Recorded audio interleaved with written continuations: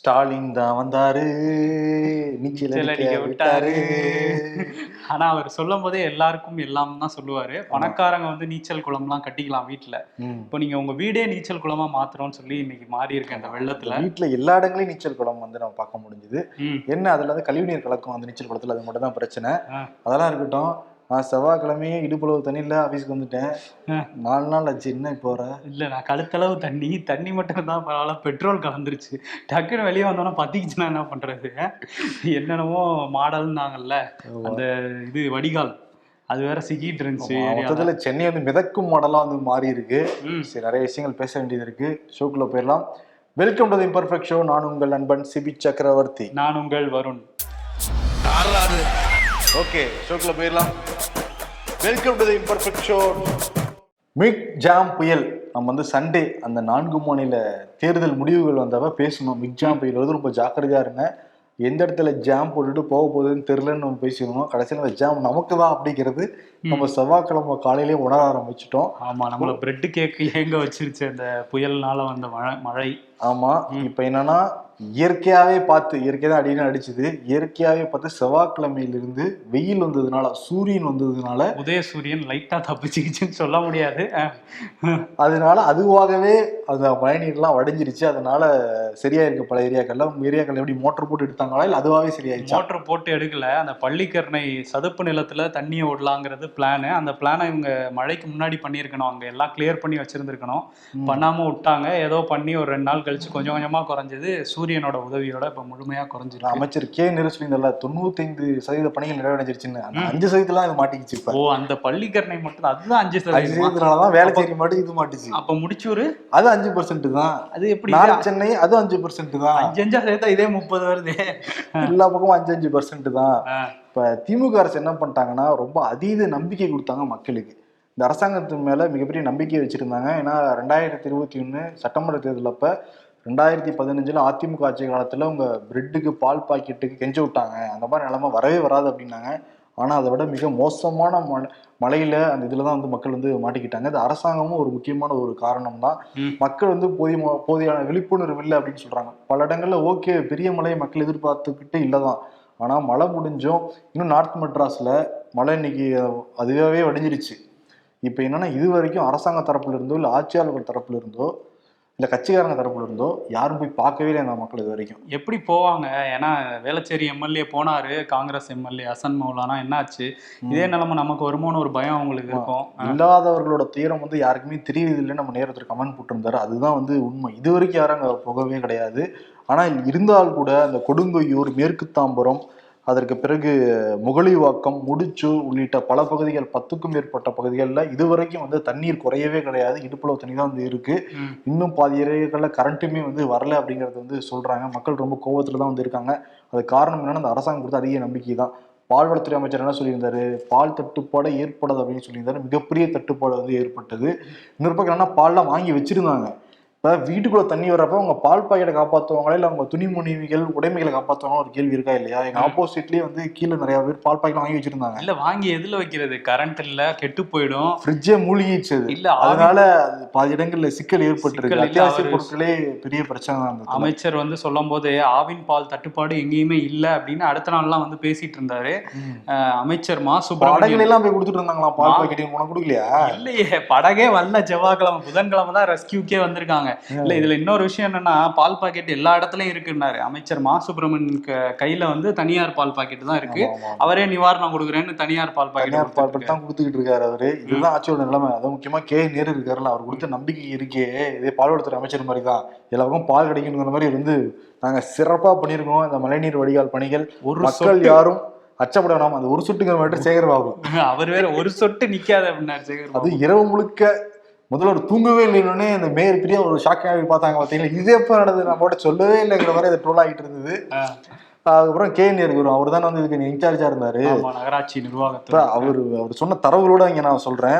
2022ஆம் ஆண்டு அமைச்சர் கே என்ன சொல்லியிருந்தாருன்னா, 332 ஆண்டுகள்ல சென்னையில மழைநீர் வடிகால் பணிகள் வந்து 2028 கிலோமீட்டருக்கு அமைச்சிருக்காங்க. ஆனா நாங்க ஆட்சிக்கு வந்த ஒரே வருஷத்துல 1058 கிலோமீட்டருக்கு அமைச்சிருக்கோம் அப்படிங்கிறத சொன்னாரு. இது வந்து 2022 அக்டோபர் மாசம் சொன்னது. மேயர் பிரியா அவங்க என்ன சொல்லியிருந்தாங்கன்னா, நாங்க சிங்கார சென்னை, கேட்டுக்கோப்பா, சிங்கார சென்னையா, சிங்க் ஆகிற சென்னை ஆயிடுச்சு. இப்ப சீக்கு பிடிச்ச சென்னையா தான் இருக்கு ஆட்சியாளர்களால.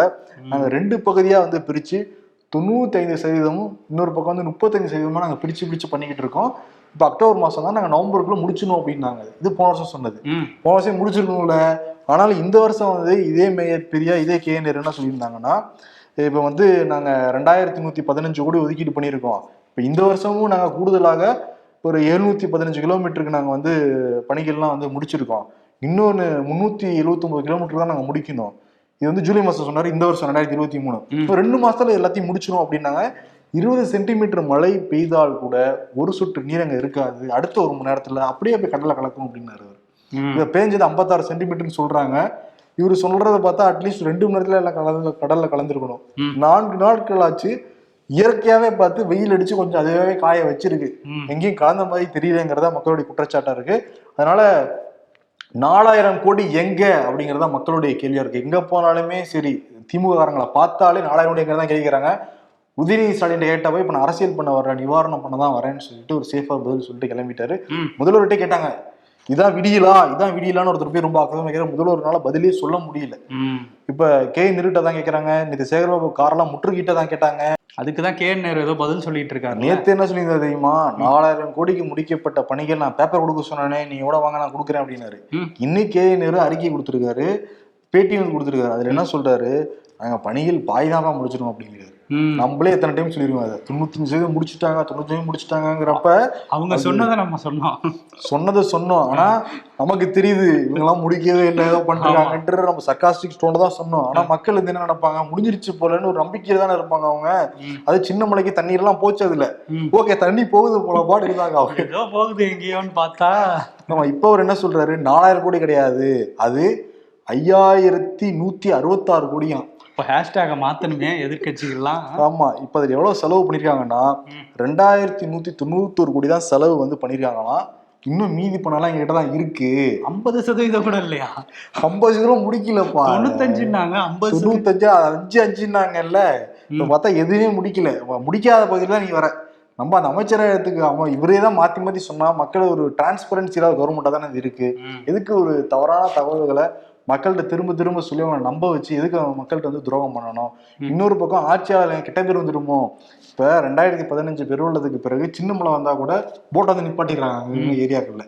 இவங்க போட்டை நிப்பாட்டினா மீம்ஸ் போட்டு கிண்டல் பண்ணிடுவாங்க, நம்ம ஆட்சி கிட்ட பேர் வந்துடுமோ நினைச்சவங்க அந்த முதல் கட்ட நடவடிக்கை எல்லாத்தையுமே தடுத்து நிப்பாட்டிட்டாங்க. அதனாலதான் இன்னொரு பெரிய கெட்டப்பு வந்திருக்கு ஆட்சியாளர்களுக்கு. முக்கியமா இங்க இருக்கிற அதிகாரிகள் யாரோடைய கண்ட்ரோல்லையும் யாருமே இல்லைங்கிறதும் நம்மளால அனுபவபூர்வமாவே வந்து பார்க்க முடிஞ்சுது. யாராவது ஹெல்ப் கேட்டோம்னா அங்க எங்கன்னு மாத்தி விடுறாங்களே தவிர யாருனாலையும் ஹெல்ப் பண்ணவே வந்து முடியல. மக்களாகவே அவங்களே ஹெல்ப் பண்ணிக்கிட்டு தான் வரக்கூடிய சூழல் வந்து ஏற்பட்டிருக்கு. ஆமா, இந்த மழையில இருந்தாது அரசு வந்து பாடம் கத்துக்கிட்டு அடுத்து ஒரு பெருமழை வரும்போது எப்படி இதுக்கு சென்னை வந்து டவுன் பிளானிங்கே சரியில்லை, ஏரிகள்ல வீடு இருக்கு எல்லாம் என்ன பாடம் கத்துக்கணும்னு நீங்க நினைக்கிறீங்க? இல்ல இந்த இவ்வளவு அடிபட்டுமாவது பட்டு திருந்துறாங்களாங்கிறத நம்ம பார்க்கணும். திருந்தணும் கண்டிப்பா. மக்கள் வந்து சேஃபா இருக்கு. நம்ம நேரில் நிறைய பேர் கமெண்ட் போட்டிருந்தாங்க, இப்ப ராம்நகர் நீங்க சொல்லியிருக்கீங்கல்ல, நீங்க எதுக்கு போய் ராம்நகர்ல இருக்கீங்க, வீடு வாங்கியிருக்கீங்க அப்படிங்கிறாங்க. வேணுக்குன்னே வாங்க போய் ராம்நகர்ல இல்ல வேலைச்சி இருக்கும்னு நாங்க ஆசைப்படுறோம். இல்ல அனுமதி கொடுக்கறது அரசாங்கம், அந்த அப்பயுமே அரசை நம்பிதான் வந்து மக்கள் வந்து வாங்குறாங்க. அரசாங்கம் தான் அனுமதி கொடுக்குறாங்க. மன போட்டுறப்ப அரசாங்கத்துக்கு தெரியாதா அது ஏரி பகுதி அப்படிங்கிறது? அரசாங்கத்துல இருக்கவங்களோட இடமே அங்க மன போட்டு விக்கிறாங்க. இங்க கட்சியார தான் பாதி பிளாட்டே அவங்களோட தான், அவங்க தான் விக்கிறாங்க. இன்னொன்று வந்து மெயின் சிட்டில வந்தோம்னா வாடகை எவ்வளவு இருக்கும், நாங்க வாங்குற சம்பளத்துக்கு மெயின் சிட்டிக்குள்ள இருக்க முடியும், மவுண்ட் ரோட் பகுதியெல்லாம் இருக்க முடியுமா இங்க? அதனாலதான் கொஞ்சம் புறநகர் பகுதியில் கொஞ்சம் தள்ளி ஓரமா போய் வாழ்ந்துகிட்டு இருக்கோம். அதுவும் இந்த அரசாங்கம் அந்த இடத்துல என்ன சொன்னாங்க, மழைநீர் தேங்காய் தான் சொன்னாங்க. அதை நம்பிதான் நாங்க வாழ்ந்துகிட்டு இருக்கோங்க. இதுக்காவது ஒரு தீர்வு. வேளச்சேரிங்கிறதே வெள்ளச்சேரி தான் சொல்றாங்க. நீங்க வெள்ளச்சேரியில இருக்கீங்க அப்படின்னா இல்ல இந்த சேரி பண்றது இல்ல. எனக்கு வேளச்சேரின்னு ஒரு ஞாபகம் வருது. சேரிக்கு ஒரு அம்மா வேற மாதிரி இதை மீனிங்லாம் சொல்லிட்டு இருந்தாங்க. பட் ஏரி இருந்த பகுதிகள்ங்கிறதுனால வேளச்சேரி, படிப்பாக்கம், இங்க நுங்கம்பாக்கத்துல ஏரி இருந்திருக்கு. சென்னை முழுக்கவே ஏரிகள் தான் இருந்திருக்கு. அப்படிங்கும் போது அதுக்கு ஏத்த மாதிரி ஒரு முன்னேற்பாடு இப்போ உள்ள டெக்னாலஜிஸை வச்சு இந்த அரசு பண்ணியிருக்கணும். அதை பண்ண தவறிட்டாங்க. இனிமேல ஒரு டிரான்ஸ்பரன்சி கவர்மெண்ட் தேவையில்லாத நீங்க வாக்குறுதிகள்லாம் பண்ணாத விஷயத்த பண்ணேன்னு சொல்லி அதை மக்கள் வந்து நம்பி அதனால வந்து ஒரு முன்னேற்பாடுகள் செய்யாதனாலதான் எல்லாம் இங்க டிரான்ஸ்பரன்சியா பால் இவ்வளவுதாங்க இருக்கு, இவ்வளவு தூரம் வாங்கிக்கோங்கன்னா வாங்கிக்க போறாங்க அவங்க. இப்ப இன்னைக்கு வந்து பால் பவுடர் அவ்வளவு வித்துருக்கான், பால் வித்துருந்து அதுக்கு மக்கள் பால் போட்டுருவாங்க போறாங்க. இது அமைச்சர் பால்வளத்துறை அமைச்சர் சொல்றதே முரணால இருக்கு. மனோஜ் தங்கராஜ் சொல்ற தரவுகளே முரணா இருக்கு. நேரு சொல்ற தரவு வந்து முரணா இருக்கு. மேயர் பிரியா சொல்ற தரவு முரணா இருக்கு. மேயர் பிரியாவோட வீடு திருவிக நகர்ல இருக்கு. அந்த வீடியோ பாருங்களேன்.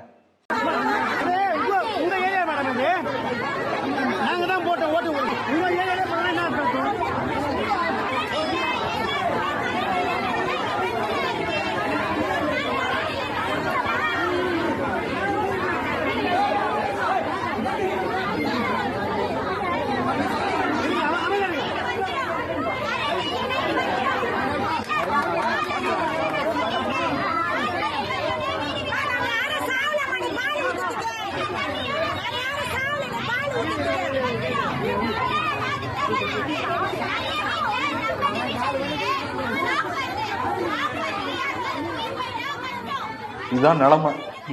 நாங்க உங்ககிட்ட பாலா கேட்டோம், நாங்க உயிரோட தானே இருக்கோம், என்ன பால் ஊத்த பாக்குறீங்கன்னு சொல்றாங்க. மக்களே இருந்து கோவப்படுறாங்க. அவ்வளவு தூரம் முதலமைச்சர் மு.க. ஸ்டாலினே பல இடங்களுக்கு எல்லாம் போய் ஆய்வெல்லாம் மேற்கொண்டாரு. அவருடைய அந்த ரொம்ப தளர்வா தான் காணப்பட்டார். அந்த வீடியோவை நீங்க பாருங்க.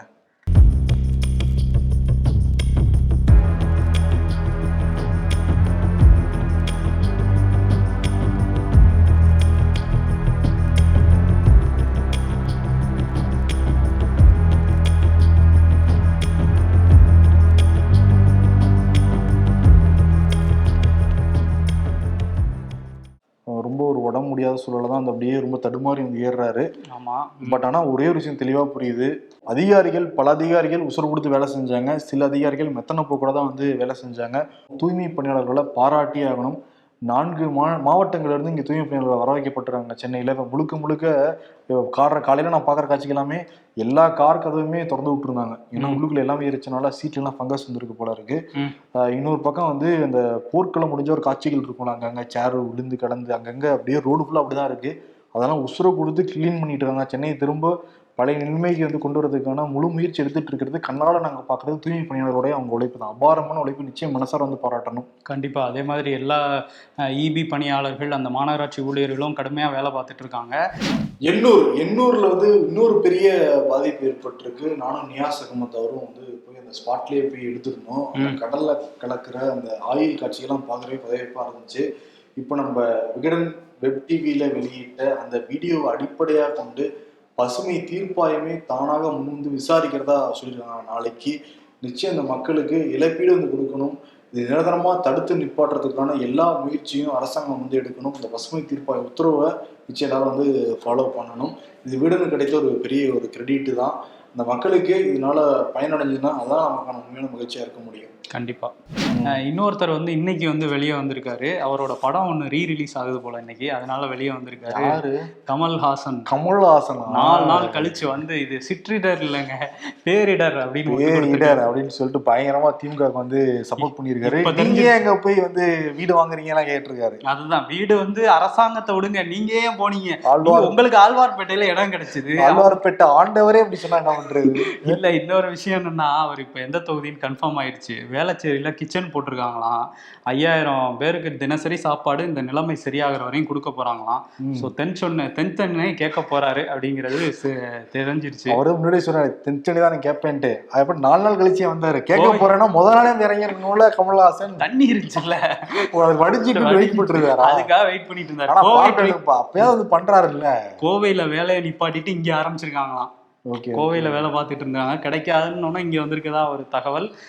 இன்னொரு தகவலுமே வந்து திமுகவோட மாநகரணி செயலாளர் ராஜீவ்காந்தி வந்து ஒரு போஸ்ட் போட்டிருக்காரு. அதுல வந்து இதுல வந்து நாடாளுமன்றத்துக்கு போயிருக்காங்கல்ல, அதுல தம்பிதுரைகிட்ட சொல்லி விட்டுருக்காராம் மோடிட்ட வந்து இது பேரிடரா நீங்க அறிவிக்க கூடாதுன்னு சொல்லி எடப்பாடி சொன்னதா அவர் ஒரு விஷயத்த வந்து போட்டுட்டு இருக்காரு. இது அதிமுக ஐடி விங்ல இருந்து அதுக்கு பதிலடி எல்லாம் கொடுத்துட்டு இருந்தாங்க. இதெல்லாம் வந்து ஃபேக் அப்படிங்கிறத 2 கட்சிகளும் மாறி மாறி அடிச்சிட்டு இருக்காங்க. இதுக்கிடையில எடப்பாடி வந்து எங்க போனாரு, 2 நாளா சேலத்துக்கு போயிட்டாரு. இன்னைக்கு தான் திரும்ப வந்திருக்காரு. எதிர்கட்சி தலைவரா அவர் வந்து செயல்பட தவறிட்டாருங்கிற பேச்சும் வந்து போயிட்டு இருக்கு. முதல்ல வந்து சவகலம் வந்தாப்புல ஒரு ஏரியால வந்து வேஷ்டி மடிச்சு கட்டிட்டு வந்துட்டு 2 பேர் கூட கிளம்பிட்டாரு சேலத்துக்கு போயிட்டு இன்னைக்கு திரும்ப வந்திருக்காரு. ஆனா அதுல இன்னொரு ஸ்ட்ராட்டஜி எல்லாம் இருக்காமா. மக்கள் வந்து கோவத்திலே இருக்கட்டும், நம்ம போய் ஏன் அவங்கள்ட்ட வந்து ஆறுதல் சொல்லணும், திமுக அரசு மேல கோவத்திலே இருக்கட்டும்னு சொல்லிட்டு மக்கள் அந்த தேர்தல் வரையும் கோவத்தை வச்சுக்கட்டும்னு அவர் பாக்குறதா சொல்றாங்க. இன்னொரு விஷயம் வந்து எடப்பாடி பழனிசாமி பத்தி பேசும்போது இன்னைக்கு அவருக்கு வந்து ரெண்டு வழக்குகள். ஒரு வழக்கு அவராகவே போட்டது. டெல்லி பத்திரிகையாளர் மேத்யூ சாமுவேல் அவர் வந்து இந்த கொடநாடு கொலை வழக்குல தொடர்பு படுத்தி நீ பேசிக்கிட்டு இருக்காரு, அதனால அவதூறு வழக்கு போறேன்னு சொல்லிட்டு அவர் மேல சென்னை உயர்நீதிமன்றத்தில் வழக்கு போட்டிருந்தாரு. 1,10,00,000 நஷ்டஈடு வந்து கேட்டிருந்தாரு எடப்பாடி பழனிசாமி. அது வந்து நீதிமன்றத்துல நிறைய சாட்சியம் சொல்லணும், இதுதான் வழக்கு போட்டிருந்தாரு. அதுக்கு என்ன சொல்லியிருக்காரு, வழக்கறிஞர் மூலமாக கால் அடிபட்டு இருக்கு, வர முடியாதுப்பான்னு சொல்லி அனுப்பிச்சிருக்காரு. வழக்கறிஞர் அதே சொல்லியிருக்காரு. இப்ப நீதிமன்றம் கேட்டிருக்கு, அதெல்லாம் எப்படி ஏத்துக்கிற மாதிரியா இருக்க நீங்க சொல்ற காரணங்கள் எல்லாமே, இதெல்லாம் கிடையாதுங்க, வர சொல்லுங்க அப்படிங்கிற மாதிரி அறிவித்திருக்காங்க. அவரு போட்ட வழக்கு இப்ப அவருக்கு எதிராகவே லைட்டா மாறி இருக்கு. அதனாலதான் நேற்று எங்கேயும் போகலையா, கால் வலின்னு வேற சொல்லியிருக்கோம் கோர்ட்ல, எங்கேயாவது நிவாரணம்னு போனா திட்டு திட்டு வாங்கியிருக்காரு. இன்னொரு வழக்கு வந்து அவருக்கு எதிராக போடப்பட்ட ஒரு வழக்கு தான். RS பாரதி திமுகவுடைய அமைப்பு செயலாளர், அவர் உச்சநீதிமன்றம் அது மாறி மாறி அந்த வழக்கு வந்துச்சுப்பா. இந்த அதிமுக ஆட்சி காலத்துல டெண்டர் முறைகேடு வழக்கு, நெடுஞ்சாலை டெண்டர்ல முறைகேடு பண்ணிட்டாரு, மொத்தம் 4,500 கோடி ஊழல் பண்ணிருக்காரு எடப்பாடி பழனிசாமின்னு சொல்லிட்டு உயர்நீதிமன்ற வழக்கு போட்டிருந்தாரு. அப்புறம் உச்சநீதிமன்றத்துக்கு போச்சு, திருப்பி உயர்நீதிமன்றம் வந்துச்சு, இப்ப திருப்பி உச்சநீதிமன்றம் இந்த வழக்கு போயிருக்கு. உச்சநீதிமன்றம் வந்து இது அரசியல் காழ்ப்புணர்ச்சி மாதிரி தான் தெரியுது எங்களுக்கு. ஏன்னா லஞ்ச ஒழிப்புத்துறையை அவங்க ஆட்சியில் இருக்கப்ப அறிக்கை கொடுத்தாச்சு, ஒரு முகாந்திரம் எதுவுமே இல்லை அப்படின்னு சொல்லிட்டு. திமுக என்ன சொல்றாங்கன்னா, இல்ல அவங்க எடப்பாடிக்குள்ள தான் காவல்துறை இருந்தது, அதனால அவர் சதமா வச்சுக்கிட்டாங்க, அதனால திருப்பி விசாரிக்கணும் அப்படின்றாங்க. இவங்க என்ன சொல்றாங்க, அப்ப ஆட்சி மறுபடியும் உங்க கண்ட்ரோல்ல தானே இருக்கு லஞ்ச ஒழிப்புத்துறை, அப்ப நீங்க விசாரிச்சீங்கன்னா என்ன மாதிரி இருக்கும், அது அரசியல் காரணம் மாதிரி தான் தெரியுதுன்னு சொல்லிட்டு அந்த வழக்கை தள்ளுபடி பண்ணிட்டாங்க. இப்ப எடப்பாடி ஒரே ஜாலி, வழக்க சிபிஐக்கு மாத்துங்க அப்படின்னு சொல்லலையா. அதனால வந்து எடப்பாடி பழனிசாமி இப்ப கொஞ்சம் ரிலீஃப் ஆகி அவரு போட்ட வழக்குல சிக்கிட்டாரு, எதிர்த்திருப்பு போட்ட வழக்குல வந்து தப்பிச்சிட்டாரு. மொத்தத்துல 1+1-. ஆமா, அப்படிதான் போயிட்டு இருக்கு. இன்னொரு விஷயம், நம்ம இந்த மிக்ஜாம் புயலை பத்தி பேசிட்டு இருந்தோம். ஒரு நில அதிர்வை வந்து இன்னைக்கு செங்கல்பட்டு ஒரு சில இடங்கள் அது வேற இருக்கா, டிசம்பர் மாசம் வந்தாலே செங்கல்பட்டு, வாணியம்பாடி, ஆம்பூர்லாம் கொஞ்சம் நில அதிர்வு இருந்திருக்கு. அது 10 கிலோமீட்டர் ஆழத்துல ஒரு 3.2 ரிக்டர் அளவுல தான் இருந்திருக்கு. அதே மாதிரி கர்நாடகா விஜயபுரா பகுதியிலையும் 3.21 ரிக்டர் அளவுல அந்த நில அதிர்வு வந்து பதிவாயிருக்கு. 4.5க்கு மேல இருந்தாதான் சேதம் ஏற்படும், கொஞ்சம் பெரிய தாக்கம் இருக்கும் அப்படிங்கிறதுனால இதுல இப்போதைக்கு எந்த ஒரு பெரிய தாக்கமும் இல்லை. ஆனா கொஞ்சம் பயமாகவும் கொஞ்சம் கவனமாகவும் இருக்க வேண்டியது. வாங்கின அடி இன்னும் வந்து அந்த வழியே மாறவே இல்லை, அதுக்குள்ள இன்னொரு அடி அப்படிங்கிற மாதிரி தான் இருக்கு. இந்த டிசம்பர் எப்படா வருங்கிறது இல்லை, ஜனவரி, இந்த டிசம்பர் வேற 31 வரைக்கும் வரப்பே நமக்கு வந்து நவம்பரே ரொம்ப மெதுவாக போன மாதிரி இருக்கு. இப்போ ஜனவரி வந்தாதான் தை பிறந்தாதான் வழி பிறக்கும் போல இருக்கு. ஆனா தெலுங்கானால வழி பிறந்திருக்கு. நேற்று ரேவந்த் ரெட்டி பதவி ஏத்துக்கிட்டாரு. ஏத்துக்கிட்டு சிஎம் அலுவலகத்துல போயிருக்காரு. அவர் ஏபிவிபி RSS அமைப்புல இருந்து வந்தார்ல, அதனால பாஜகாரம் கூட இப்படி ஆட்சியில அந்த பதவி ஏத்துக்க மாட்டாங்க. ஃபுல்லா வந்து மந்திரங்கள் என்ன, சாமி பிரசாதங்கள் என்ன, ஸ்வீட் என்ன அப்படின்னு சொல்லிட்டு ஃபுல்லா கோயிலுடைய அந்த பூசாரி எல்லாம் வந்திருந்தாங்க. வந்து மந்திரங்கள்லாம் வந்து பண்ணி பூஜைகள்லாம் பண்ணி ஸ்வீட்லாம் கொடுத்தோடனே ஸ்வீட்லாம் சாப்பிட்டு ஒரு தெய்வீகமாக கையெழுத்து போட்டார் ரேவந்த் ரெட்டி, காங்கிரஸ்ல இருந்து ஜெயிச்ச முதல்வர் தெலுங்கானாக்கு. இன்னொரு பக்கம் வந்து சீதக்கா அப்படிங்கிறவங்க, அவங்க வந்து பழங்குடி நலத்துறை அமைச்சரா பதவி ஏற்றுக்கிட்டாங்க. அவங்க பதவி ஏற்கும் போது அந்த சவுண்ட் அங்கேருந்து வந்தது வந்து மிகப்பெரிய ஒரு அதிர்வு இருந்தது அந்த ஸ்டேடியம்ல, அந்த மைதானத்துல. அவங்க யாருன்னு நிறைய பேர் வந்து கேட்டிருக்காங்க. நம்ம கமெண்ட் ஷோல அதை பத்தி டீட்டெயிலா பேசுவோம். இன்னொரு விஷயம் வந்து மிசோரம்லயும் வந்து அந்த மிசோ நேஷனல் ஃப்ரண்ட் தான் ஆட்சியில இருந்தாங்க. ஜோரம் தங்கா முதல்வரா இருந்தாரு. நம்ம அதை பத்தியே பேசல இப்ப வந்து ஜோரம் வாக்கு எண்ணிக்கை முடிச்சு இன்னைக்கு சிஎம் பதவி ஏத்தாச்சு. ஆமா, கவரே பண்ண முடியாத சூழல் ஏற்பட்டிருக்கு. அப்படி ஒரு தாக்கத்தை இந்த புயல் ஏற்படுத்தியிருக்கு. இப்ப ஜோரம் பீப்புள் மூமெண்ட் அப்படிங்கிற அந்த கட்சியோட தலைவர் லால்டு ஹோமா முதலமைச்சரா இன்னைக்கு பதவி ஏற்றிருக்காரு. மணிப்பூர்ல இவ்வளவு பெரிய கொடுமைகள் நடந்தும் அங்க பாஜக 2 இடத்துல வெற்றி பெற்றிருக்குங்கிறதும் ஒரு பேசுபொருளா மாறி இருக்கு. இன்னொரு 3 மாநிலங்கள்ல இவங்க தான் ஜெயிச்சாங்க பிஜேபி. அதுல ஒரு 12 எம்பிக்கள் வந்து ரிசைன் வேற பண்ணியிருக்காங்க எம்எல்ஏக்களா தொடர்றதுக்காக. 12 எம்பிக்கள் இல்லைன்னு சொல்லி ஒருவேளை தேர்தலை முன்னாடியே கொண்டு வந்துடுவாங்களா, அது வேற தெரியல. இன்னொரு விஷயம் வந்து இந்த 12 பேர் ராஜினாமா பண்ணா கூட 3 மாநிலத்திலையும் யார் முதல்வருங்கிறத அறிவிக்க முடியாம திணறுது. இன்னைக்கு காலையில தான் ராஜ்நாத் சிங், மனோகர் லால் கட்டால், அர்ஜுன் முண்டா இந்த மாதிரி மத்திய அமைச்சர்கள், முதல்வர் ஹரியானா முதல்வர்லாம் வச்சு ஒரு குழு அமைச்சு 3 மாநிலத்துக்கும் 3 குழு அமைச்சிருக்காங்க. யார் முதல்வருங்கிறத சண்டேக்குள்ள முடிவு பண்ணிடுவோங்கிற மாதிரி சொல்லியிருக்காங்க. ரிசல்ட் வந்து 5 நாள் ஆச்சு. ராஜஸ்தான்லேயும் ஒரு கடும் போட்டி தான் இருக்குது. வசுந்தரா ராஜே பண்ணியிருக்காங்க. இதுல வந்து இவர் வேற அஸ்வினி வைஷ்ணவ் இருக்காருல, 2 ட்ரெயின் மோதி பெரிய இதெல்லாம் வந்தப்போ பதவியை ராஜினாமா பண்ணணும்னா போற எதிர்க்கட்சிகள் குரல் கொடுத்தாங்க. அவரை கூட ராஜஸ்தானுக்கு முதல்வராக்கலாங்கிற பேச்சு இருக்கு. குட்டி யோகி எடுத்து வந்திருக்காராம். குட்டி யோகி பாலக் நாத் அப்படிங்கிறவரு, பாலக் நாத் யாதவ்ங்கிறவர் வந்து வந்திருக்காரு. அவர் வேற இந்த சிஎம் லிஸ்ட்ல வந்துகிட்டு இருக்காரு. இன்னொன்னு இதே மாதிரி மத்திய பிரதேசத்துல என்னன்னா சொல்லிட்டாரு இவர், சிவராஜ் சிங் சௌகான் பேசுறப்ப தான் அவர் இருக்க மாட்டாரு போல. எனக்கு சிஎம்லாம் கொஞ்சம் சின்ன பதவிங்க, கட்சி சொல்றது நான் செய்வேன். பிஎம் பதவி தான் எதிர்பார்க்க 2024 அது கூட இருக்குமோங்கிற டவுட் வருது. ஆனா அவருக்கு வந்து ஒதுக்கி விட்டாங்கிற மாதிரி. அடுத்து அத்வானி தான் வச்சுனா அத்து விட்டாங்க. இவருக்கு என்ன பண்ண போறாங்கன்னு தெரியல. ஆனா இருக்க மாட்டாருன்னு தோணுது.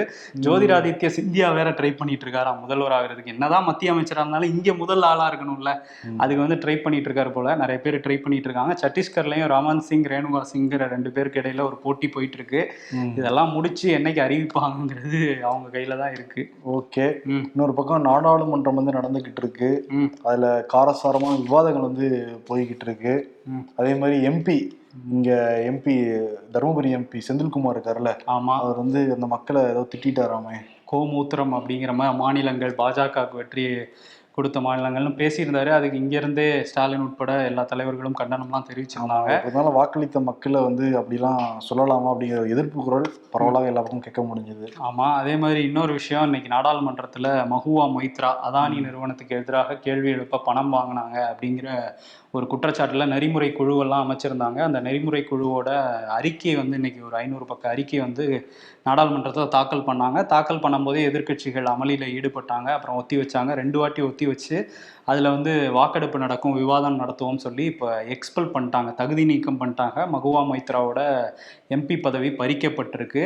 எதிர்க்கட்சிகள்லாம் வந்து இது வாக் அவுட் பண்ணியிருக்காங்க, வெளிநடப்பு பண்ணி வெளியே வந்து பிஜேபிக்கு எதிராக பேசிகிட்டு இருக்காங்க. மகுவா மொய்த்ரா என்கிட்ட ஒழுங்காக விசாரணையை நடத்தலை, இது ஃபால்ஸான சில விஷயங்களை உள்ள இன்புட் கொடுத்து தான் இந்த விஷயத்த பண்ணியிருக்காங்கிற மாதிரி அவங்க சொல்கிறாங்க. மம்தா இப்போ என்ன சொல்கிறாங்கன்னா, இந்தியா கூட்டணியோட சேர்ந்து பிஜேபி அரசு எதிர்த்து போராடுவேன், இது கண்டனம்லாம் தெரிவித்து மகுவா மொய்த்ராவோட துணை நிற்பேன்லாம் சொல்றாங்க மம்தா. இந்தியா கூட்டணி நிலைமை என்னாச்சு? நிலைமை ரொம்ப மோசமா தான் போய்கிட்டு இருக்கு. அப்படியா? இல்ல, கூட்டம்லாம் தள்ளி வச்சிருக்காங்க, அதனால பார்ப்போம் என்ன பண்ண போறாங்கிறது. அப்புறம் திருப்பி சென்னைக்கே வருவோம். வேளச்சேரி அந்த ஃபைபர் லாங் ரோட்ல இருக்கிற அந்த விபத்து, மிகப்பெரிய விபத்து. அந்த பெட்ரோல் பங்க் அதை ஒட்டுன்னு இருக்கிற அந்த கிரீன் டெக்குங்கிற நிறுவனம் வந்து கன்ஸ்ட்ரக்ஷன் பண்ணுறதுக்காக ஒரு 60 அடிக்கு மேலே வந்து பள்ளம் வந்து தோண்டி வச்சுருந்தாங்க. அதில் வந்து 2 பேர் உள்ளே விழுந்துட்டு தான் வந்து தகவல் வந்து இருந்தது. 5 நாட்களாக. அதிலும் தமிழ்நாடு அரசுக்கு மிகப்பெரிய கெட்ட பேர் இருந்தது. முதல் 2 நம்ம ஃபர்ஸ்ட்லேருந்தே ஸ்பாட்டில் தான் இருந்தோம். உங்களுக்கு தெரியாதுன்னு நினைக்கிறேன், நீங்கள் டவர் கூட இல்லாமல் இருந்தீங்க. பார்த்தேன். செவ்வாய்க்கிழமையிலிருந்து இப்போ இது வரைக்கும் நம்ம தான் அங்கே ஸ்பாட்லேருந்து எல்லாமே பண்ணிகிட்டு இருந்தோம். முதல் 2 நாள் வந்து டிரான்ஸ்பரன்சி இருந்துச்சு இந்த கவர்மெண்ட்டு கிட்ட. ஆனால் நேற்றுலேருந்து டிரான்ஸ்பரன்சி வந்து இல்லவே இல்லை. செய்தி சேகரிக்க போனாலே விரட்டி தான் வந்து அடிக்கடியே வந்து பட்டுதான். அதை பற்றின வீடியோ கூட டீட்டெயிலாக நம்ம வந்து போட்டிருக்கோம். இப்போ என்னன்னா, நரேஷ் அப்படிங்கிற அந்த பெட்ரோல் பங்க்ல வேலை பார்த்த வரையும் வந்து மீட்டுட்டாங்க. அதே மாதிரி அந்த பில்டிங் கன்ஸ்ட்ரக்ஷன்ல வேலை பார்த்த சைட் இன்ஜினியர் ஜெயசீலனே வந்து இந்த உடல் வந்து மீட்கப்பட்டிருக்கு. அந்த காட்சியெல்லாம் பார்க்க ரொம்ப ரொம்ப கொடூரமாக இருந்துச்சு. ஜெயசீலன்கிறவருக்கு இப்போதான் கல்யாணம் ஆகி 9 மாதங்கள் ஆகுதான். 4 மாதம் அவங்க மனைவி ரொம்ப கர்ப்பமாக இருக்காங்களாம். அவங்க அழுகிற காட்சியெல்லாம் அதெல்லாம் என்ன சொல்றது, துக்கத்தின் துயரத்தின் பெரும் துயரமாக தான் வந்து இருக்கு. அவங்க இப்போ வேற யாராவது இருக்காங்களாங்கிற தேடுதலுமே இங்கே வந்து நடந்துக்கிட்டு இருக்கு. ஆனால் அங்கே குடும்பத்தினரும் சரி, அங்கே இருந்த ஏரியாவாசியும் சரி ரொம்ப அலட்சியமாக தான் பண்ணுறாங்க அப்படிங்கிற மாதிரி சொன்னாங்க. பிரதமர் நரேந்திர மோடி எங்கேயாவது வந்தாங்கன்னா ஒரு 16 அடி ஹைட்டில் ஒரு பச்சை துணி கட்டி மறைச்சி வச்சிருவாங்க. உலக தலைவர் வந்தாலும் அப்படிதான் மறைப்பாங்க. அப்படிதான் அந்த வேளச்சேரி இதையும் மறைச்சி வச்சிருக்காங்க. இப்போ திமுக அரசு எல்லாத்தையும் மறைச்சிக்கிட்டு இருக்காங்க. திமுக அரசு நல்லா வந்து பார்க்க முடியுது. டிரான்ஸ்பரன்சியாக முன்னாடியே இல்லைங்க, நாங்கள் 50% தான் முடிச்சிருக்கோம், மீதி 50% இருக்குது, இப்போதைக்கு கொஞ்சம் பாதுகாப்பாக இருங்க, ஃபுல்லாக முடிச்சுட்டு அந்த பிரச்சனை வரணும்னு சொன்னால் மக்கள் நம்பிக்கையோடு இருப்பாங்க. இப்போ நேரு பிறகு மாற்றி பேசிட்டாரு. ஏன்னா விழுந்த அடி அப்படி. ஆமாம், பாதி கூட ஒன்றும் முடியவே இல்லையே, 4000 கோடி இல்லையே, 5500 கோடியாவது, இப்போ 2000 கோடி தானே செலவு பண்ணணும் அப்படிங்கிறது. எதுக்கு அதீத நம்பிக்கை கொடுத்து மக்களை வந்து எல்லாம் கை கொடுத்து தூக்குற மாதிரி தூக்கிட்டு தொப்புன்னு போட்டால் மக்கள் என்ன பண்ணுவாங்க? சாதாரண மக்கள். அதனால இந்த கணக்கு வழக்கெல்லாம் பாக்குறப்ப இன்னும் ரொம்ப கேர்ஃபுல்லா தான் நம்ம இருக்கணும். நம்ம முன்னாடியே சொல்லிட்டு தான் இருந்தோம், முடியல மழைநீர் வடிகால் அதுல முடிக்கிறதுக்குள்ளே வேற அங்கங்க குழிய தோண்டி வச்சிருந்தாங்க. ஆமா, ஆனா என்னன்னா சில இடங்கள்ல ஒர்க் ஆயிருக்கு, மறுக்க முடியாது. சில இடங்கள்ல அதனாலதான் பல ஏரியாக்கள்லாம் தப்பிச்சிருக்கு, அதெல்லாம் மறுக்க முடியாத உண்மைதான். ஆனால் பல ஏரியாக்களே இவங்க கொடுத்த அதீத நம்பிக்கையெல்லாம் வந்து மாட்டிக்கிட்டாங்க. தாழ்வான பகுதிகள்னு தெரிஞ்சுமே அங்க மீட்பு பணிகள் ரொம்ப லேட்டா தொடங்கினதுதான் மக்கள் கிட்ட இருக்கிற முகாம் அமைச்சிருக்கணும் முன்னாடியே. அங்க இருக்க மக்கள்கிட்ட உங்களுக்கு ஏதாவது அவசரம்னா டக்குனு நீங்க வந்து தங்கிருங்கன்னு சொல்லியிருக்கணும். திங்கெல்லாம் மழை ஆரம்பிக்கிறப்பவே அதிகாரிகள்லாம் பணியில் வந்து இறங்கி, மழை அதிகமாக தான் பேஞ்சிக்கிட்டு இருந்தது, யாரும் மறுக்கல. இருந்தால் கூட முன்னெச்சரிக்கையாக அரசாங்கம் அறிவிச்சு நீங்க வாங்கன்னு சொல்லியிருக்கலாம். டவர் அங்கங்க வந்து சிக்னல் கொடுக்க ட்ரை பண்ணியிருக்கலாம். மெயினாக வந்து கரண்ட் இல்லாததும் முக்கியமா டவர் இல்லாதான் பெரிய பிரச்சனை. 108 கூட ஒருத்தருக்கு கால் பண்ண முடியாது. என்ன பண்ணுவாங்க அவங்க உறவினர்கள்? இந்த மாதிரி எவ்வளவு சிக்கல் இருந்து நம்மளை மாட்ட விட்டுட்டாங்க. சரி, ஓகே. அதனால வந்து முதலமைச்சருக்கும் மு.க. ஸ்டாலினுக்கும் அமைச்சர் கே.நேருக்கும் அது போன மாசம் இந்த மாசங்கிறது கொடுத்துடலாம். அது போன வருஷம் பல வருஷமா சொல்லியிருக்காங்க, 2 வருஷமா. சரி, ஓகே. நன்றி, வணக்கம்.